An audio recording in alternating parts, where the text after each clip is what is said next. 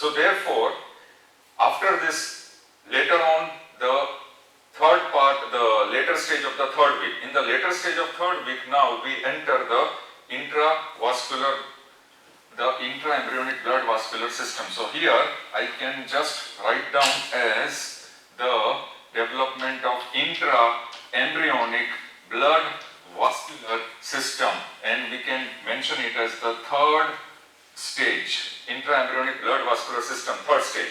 Which time period? Later half of third week. In the later half of third week, intra-embryonic blood vascular system will develop. So what are the changes which will take place now? Here the interesting changes that will take place will be, initially there is notochord below the neural tube. So therefore, if there is notochord below the neural tube, then on either side of notochord present in the intra-embryonic mesoderm, there will be development of two dorsal aortae. Remember, in the later half of the third week, in the intra-embryonic blood vascular system, there is presence of dorsal aorta on either side of notochord. So this dorsal aorta on either side of notochord, two dorsal aortae will be there. But here we will show this as one dorsal aorta, this is one dorsal aorta, and this dorsal aorta will travel. How does it travel? It will travel just on either side of the notochord, right and left, both the dorsal aortae, and it will be present cephalic to yolk sac, on the cephalic margin of yolk sac. From the cephalic margin of yolk sac, it will enter the pericardial cavity. So both the right and left dorsal aortae will enter the pericardial cavity. Now, please note down, this development of intra-embryonic blood vascular system, as we have started the development of dorsal aorta, there will be first collection of angioblast cells. Where will these angioblast cells get collected? These angioblast cells will get collected from intra-embryonic mesoderm.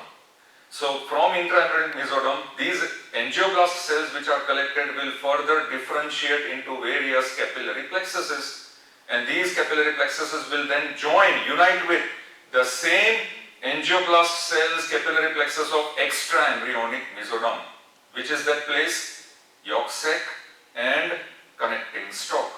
They will anastomose. So therefore, how this anastomosis occurs? This anastomosis will occur by the development of the two dorsal aortae initially. They are present on the dorsal longitudinal wall of the embryo on either side of notochord, cephalic to yolk sac, stretching from cephalic to caudal end. In the cephalic side, the two dorsal aortae of right and left side is entering the pericardial cavity. Now what happens as it enters the pericardial cavity? As it is entering the pericardial cavity, the two dorsal aortae will be known as the lateral endothelial heart tubes. So therefore, they are now known as the endothelial heart tubes, both the dorsal aortae, as they have entered the pericardial cavity. Where they are entering the pericardial cavity? They are entering the pericardial cavity within the floor. But here also, in the roof of pericardial cavity, there will be somatopleuric layer of extra-embryonic mesoderm. So here I will draw this line and represent it as the somatopleuric layer of intra-embryonic mesoderm, roof of pericardial cavity. What is present in the floor? The floor is lined by, if I want to show the exit diagram, then I will first rub this and I will show that the floor is lined by another layer of intra-embryonic mesoderm, and that will be known as splanchnopluric layer. So here I will first write it as splanchnopluric layer of intra-embryonic mesoderm. Now our endothelial heart tubes are entering, but they are entering in the area between splanchnopluric mesoderm and dorsal wall of yolk sac. And that area which is present here between dorsal wall of, which I am rubbing, the dorsal wall of yolk sac and splanchnopluric layer of intra-embryonic mesoderm. This splanchnopluric layer will form the floor of pericardial cavity. This area is called cardiogenic plate.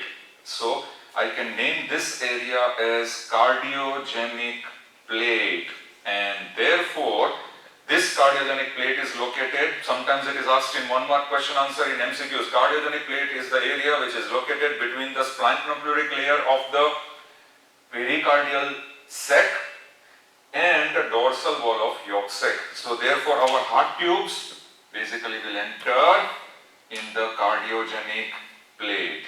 So what are heart tubes? They are nothing but the cephalic continuation of the two dorsal aorta, and these endothelial heart tubes are present here in the cardiogenic area. And now what will happen?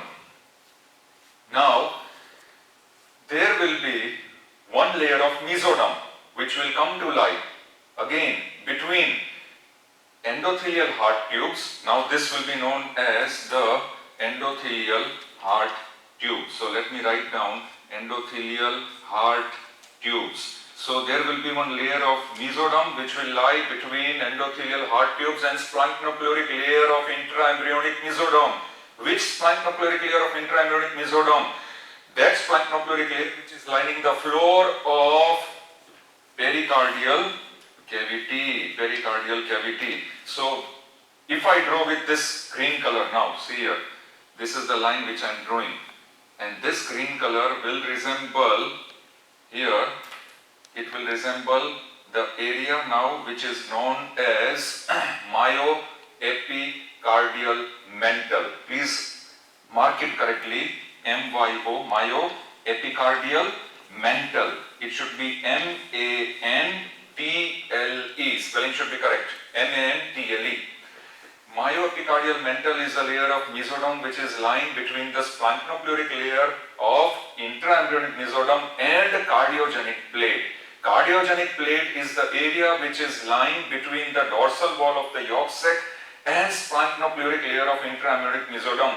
Within the cardiogenic plate there will be the two cephalic end of the dorsal aorta which will be now known as endothelial heart tubes. These all questions are asked as 1 mark question answer. So this much is about cephalic end of the dorsal aorta in the later stage of 3rd week.